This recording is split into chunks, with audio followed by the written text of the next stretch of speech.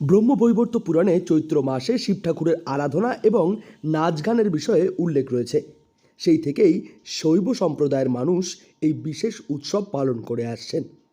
এই পুজোর বিশেষ কিছু প্রথা রয়েছে, যেগুলি আজও নিষ্ঠার সঙ্গেই পালন করা হয়। চৈত্র মাসের শেষ দিনে অর্থাৎ চৈত্র সংক্রান্তিতে পালন করা হয় বাঙালি হিন্দুদের চড়ক পুজো। এই চৈত্র মাসটা এইটা হবে লাস্টের দিন। চৈত্র মাসে যদি সংক্রান্তি হবে, ওই সংক্রান্তি দিন এটা করতে হয়। কি কি গান হয় এখানে? এইটা চড়ক পূজার বহুত বহুত রকমের খেলা আছে। এখানে সং তামসা, বাইদে বাদিনী গান, শিবকালী সাজবে, দুর্গা সাজবে, কালী সাজবে, এগুলা ঘুরবে, গ্রামে গ্রামে ঘুরবে। এই যে মানে ঠাকুরের যে মূর্তিটা রয়েছে, নীলপাট, এটা কি একটা কাঠ দিয়ে? হ্যাঁ একটা কাঠ, বেল কাঠ বা নিম কাঠ, এই ছাড়া অন্য ঠাকুরের মূর্তি হয় না। পশ্চিমবঙ্গের বিভিন্ন জেলায় গম্ভীরা পুজো, শিবের গাজন, নীল পুজো নামে চড়ক পুজোর আচার পালন করা হয়। এই পুজোর ক্ষেত্রে সবচেয়ে বেশি যেটা দেখতে পাওয়া যায় তা হলো দৈহিক যন্ত্রণা। এই বিষয়টিকেই পুজোর এক বিশেষ অঙ্গ বলে মনে করা হয়। 1485 সালে সুন্দরানন্দ ঠাকুর নামে এক রাজা চড়ক পুজোর প্রচলন করেন। যদিও রাজ পরিবারের লোকেদের পুজো থাকলেও এই পুজো কোনোদিনও রাজ পরিবারের পুজো হয়ে ওঠেনি।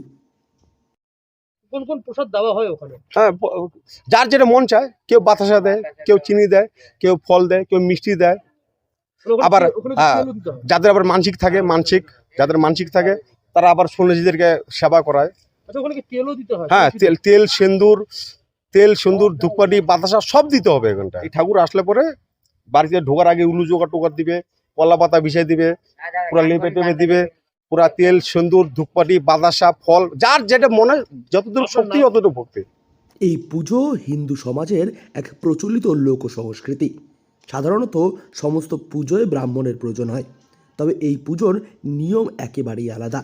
এখানে কোনো ব্রাহ্মণ লাগে না।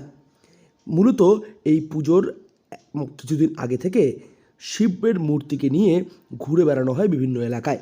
বাড়ি বাড়ি গিয়ে ঢাকের তালে গান বাজনাও করা হয়। ভোগ প্রসাদ হিসাবে দেওয়া হয় জল, বাতাসা এবং চিনি।